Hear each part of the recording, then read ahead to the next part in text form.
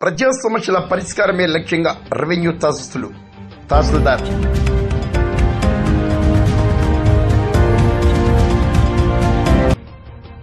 ప్రజలు ఎదుర్కొంటున్న ప్రధాన భూ సమస్యలను పరిష్కరించేందుకు రాష్ట్ర ప్రభుత్వం ప్రతిష్టాత్మకంగా రెవెన్యూ సదస్సులను ఏర్పాటు చేసిందని కాకినాడ జిల్లా సామర్లకోట తహసీల్దార్ చంద్రశేఖర్ రెడ్డి తెలిపారు. మండలంలోని పెదబ్రహ్మదేవంలో శుక్రవారం రెవెన్యూ సదస్సు నిర్వహించిన సందర్భంగా ఆయన మాట్లాడారు. ఈ సర్వే ఆపరేషన్ జరిగింది రాష్ట్రం అంతా కూడా. ఇందులో